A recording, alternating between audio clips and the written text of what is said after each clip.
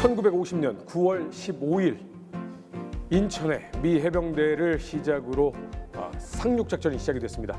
미비한 피해를 입고 북한군은 거의 전멸 수준으로 상륙작전은 대성공을 거뒀는데요. 오늘도 두 분과 함께 인천 상륙작전에 관련해서 이야기를 나눠보도록 하겠습니다. 임영원 소장님, 방종관 센터장님 나오셨습니다. 안녕하세요. 안녕하세요. 안녕하세요.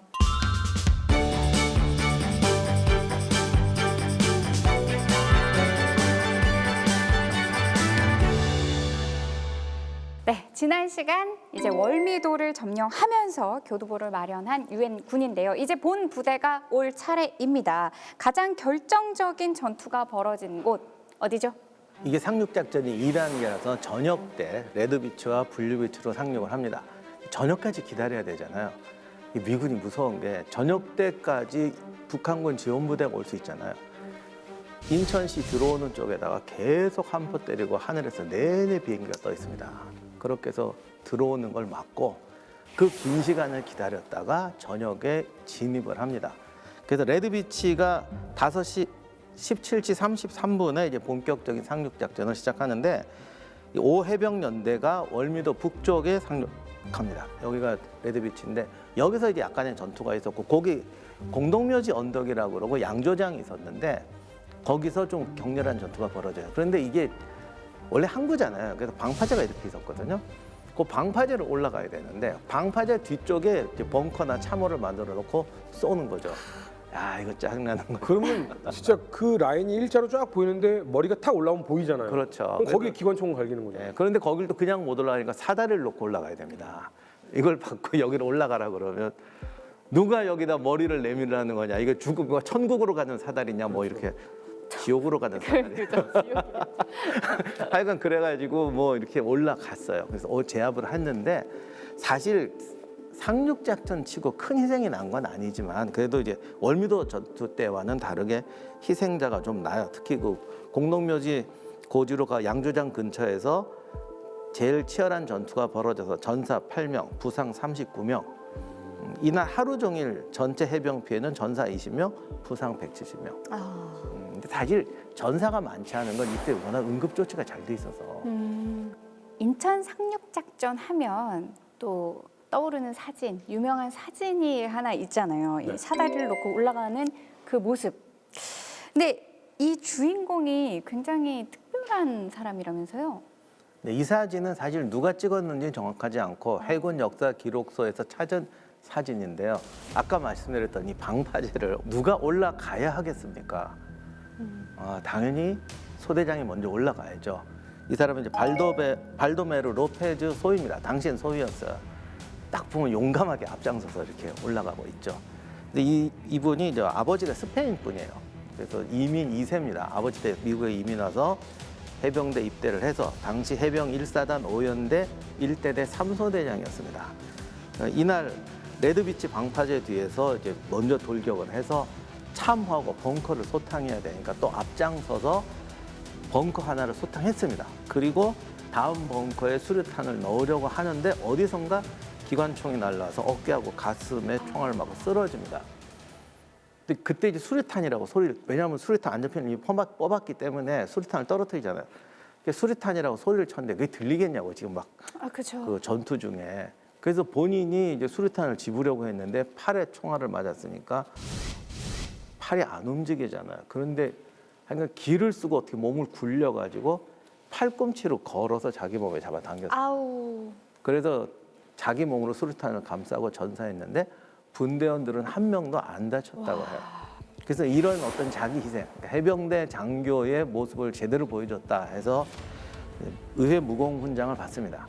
그리고 2023년에 우리나라에서도 태국 무공훈장을 수여를 했습니다. 안타까운 건 이분이 젊어서 전사를 해가지고 자식이 없어요. 그래서 조카분이 한국에 한번 방문해서 훈장 수령했다고 합니다.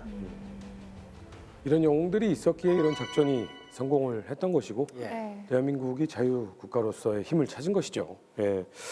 근데 지금까지는 저희가 이제 미군에 대한 설명이 주로 나왔었잖아요. 네. 하지만 이 인천 상륙작전에도 우리 국군의 활약도 분명히 있는데 전투에서 국군의 활약을 좀 어떤 것들이 있었는지 짚어주실까요? 이때 한국군 참전부대는 일단 해병대, 해병 1년대가 참전하고 그다음에 육군 17년대 그리고 미국 육군 7사단의 이제 카츄샤들이 이제 같이 참전을 합니다.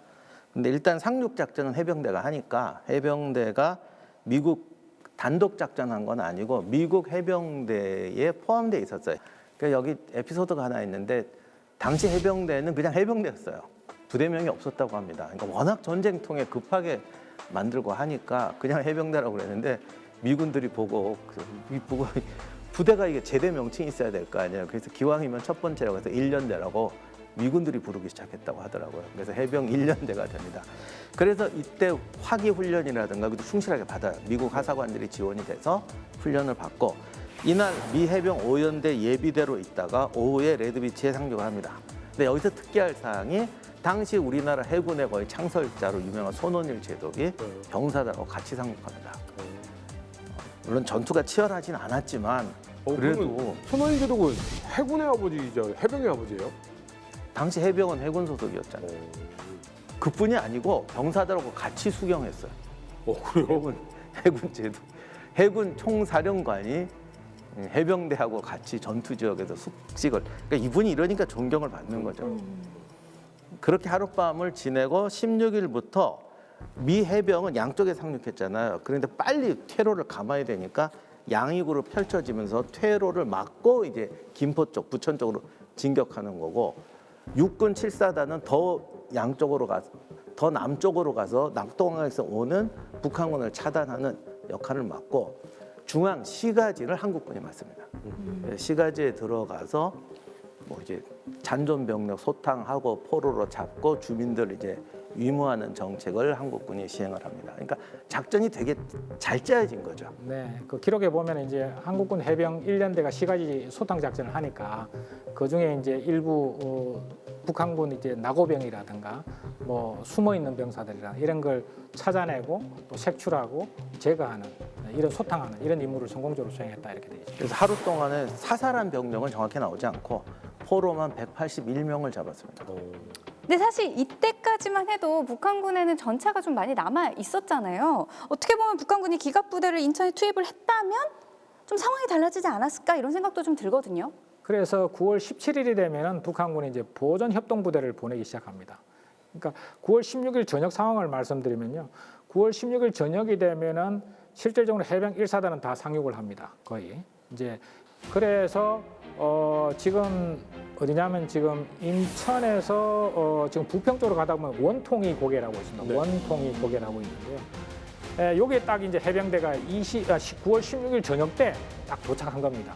그런데 해병대 교리, 올리버 스미스 장군이 항상 강조하는 야간에는 행군하지 않는다, 매복한다 이거지 않습니까? 예측이 딱 들어맞았던 겁니다.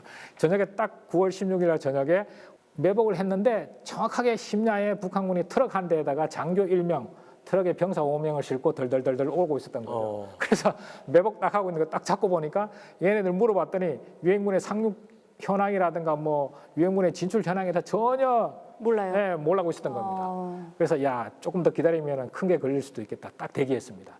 그랬더니 아침 05시 45분쯤 되니까 북한군 보병 한 250명하고 전차 6대를 끌고 이제 그 원통이 고개로 쭉 접근하는 게 식별이 된 겁니다. 경계 초소에는 2.36인치 로켓이 배치가 돼 있었고 양쪽 매복 진지에 3.5인치 로켓, 그 바로 중심에 M26 퍼싱이 딱 대기하고 있었던 겁니다. 그러니까 매복 지점에 역V자에 그대로 들어온 거죠. 어서 와. 네, 그래서 05시 45분부터 거의 한 30분간 전투가 있었는데 북한군 거의 250명이 거의 전멸하고 전차 6대도 대전차 미사일에 대전차 로켓에 파괴되고 퍼싱 그 전차에 뭐 관통 당하고 해서 6대가 거기서 그대로 다 파괴가 됐습니다. 그래서 그때 이제 메가더 장군이 딱 나타나서 이렇게 파괴된 전차도 이렇게 만져보면서 야, 뭐 해병대 역시 잘했다. 뭐 이렇게 그런 이게 사진과 이게 동영상이 있습니다. 예, 그거 보면. 예. 자, 미 해병대가 선봉대로 이 길을 뚫었고요. 자, 그리고 본대가 있지 않습니까? 미 7사단, 한국 17연대 뭐 이런 부대들이 뒤에서 지금 본진이 쫙 밀고 들어와서 서울 수복을 위해서 오지 않습니까? 그렇죠. 우리가 흔히 인천 상륙 작전이라고 하면은 인천에 상륙하는 것만 생각하는데요. 사실은 인천 상륙 작전 계획은 인천에 상륙하는 것과 반격 작전을 같이 통합해서 그렇죠. 전체적인 작전을 이야기하는 겁니다. 그런 의미를 정확하게 이해해야 되고요. 그런 측면에서 보면은 두 개 부대가 있지 않습니까? 해병 1사단은 서울 방향으로 공격. 그러면 후속하는 7사단, 보병 7사단은 이제 조공의 역할을 담당하는 거죠. 해병 1사단이 서울 방향으로 갈 때 어쨌든 우측방이 노출될 수 있지 않습니까? 7사단에 내려서 오른쪽으로 해병 1사단을 엄호를 하는 게 첫 번째 임무. 두 번째는 낙동강에서 반격해서 오르는 부대와 연결하는 게 두 번째 임무. 네. 요게 끝나고 나면은 서울을 탈환할 때 우측방에서 기여하는 거. 요 세 가지 임무가 부여됐던 거. 그래서 미 보병 7사단은 해병 1사단의 우측방 조공부대로서 안양, 수원 방향으로 진격하는 거예요.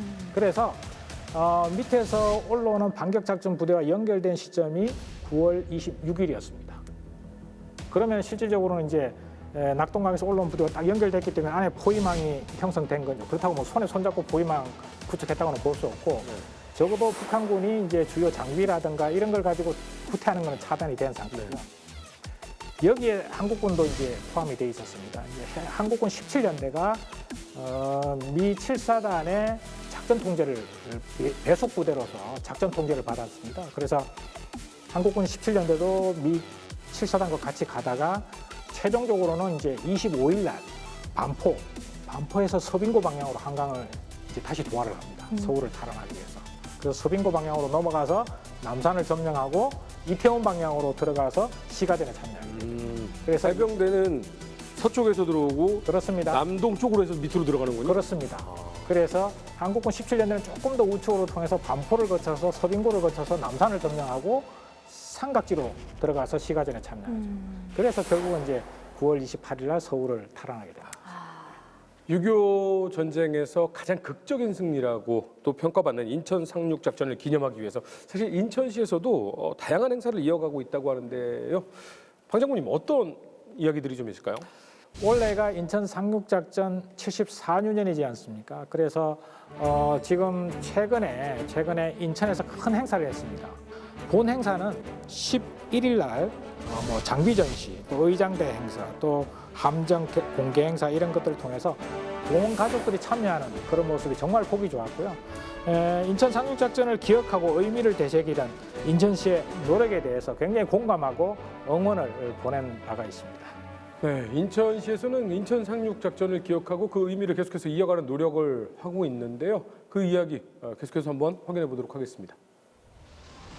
네, 인천시에서는 인천 상륙작전 기념행사를 줄곧 해왔습니다만 지난해부터 인천 상륙작전이 갖는 의미가 정말 특별하다는 의미를 갖고 자유 대한민국을 지켜온 이 자랑스러운 역사를 국민들이 이해하고 더욱더 튼튼한 안보 태세에서 더 미래 번영을 위해서 나아가기 위해서 이 다양한 기념행사를 갖고 있습니다.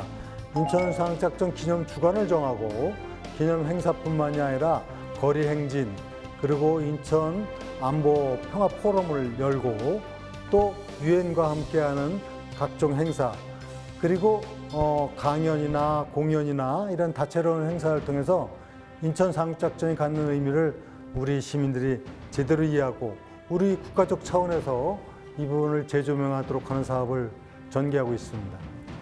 인천은 인천 상륙작전뿐만이 아니라 대한민국 근현대사에서 대단히 중요한 일들이 많이 있었습니다.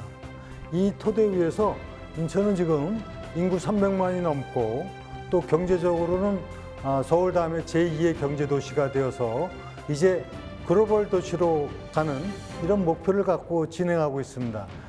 이것이 인천의 근현대사의 역사이기도 하고 또 대한민국을 이끌어왔고 앞으로도 대한민국의 미래를 열어갈 도시다 하는 것을 아주 특징지어서 얘기해 줄 수 있는 것이 인천입니다.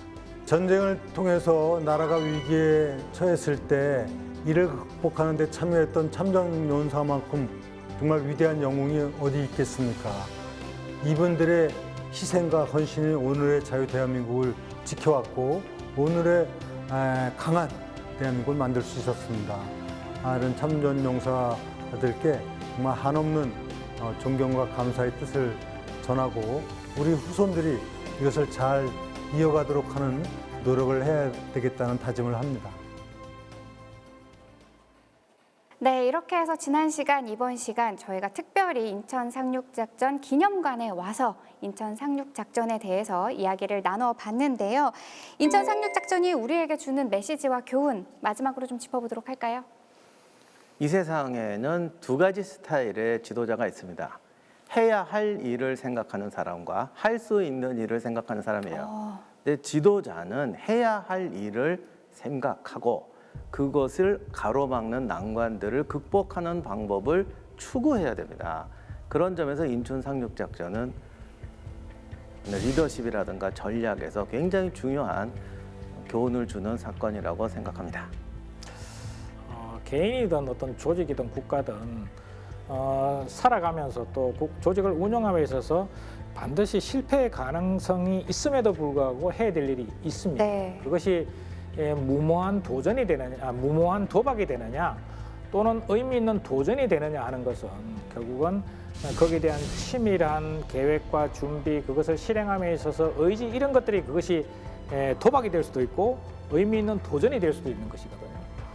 대한민국의 현재 모습은 그런 수많은 의미 있는 도전을 통해서 만들어졌고 그 속에 또 인천이 있는 것이죠. 그래서 앞으로 우리 미래 세대를 위해서 우리 세대가 정말 무엇을 도전할 것인가, 그리고 그것을 통해서 무엇을 추구할 것인가, 이런 것도 한번 생각해보는 그런 계기가 됐으면 좋겠습니다. 자, 오늘은 인천 상륙 작전에 대해서 쭉 이야기를 나눠봤는데요. 정말 다시 한번 가슴속에 우리나라가 자유를 되찾기 위해 노력해주신 수많은 분들에게 감사하는 마음을 갖게 되었다라는 생각으로 오늘 시간을 마무리해보도록 하겠습니다. 다음 시간에는 조금 더 흥미로운 주제를 가지고 돌아오도록 하겠습니다. 시청해주신 여러분 감사합니다.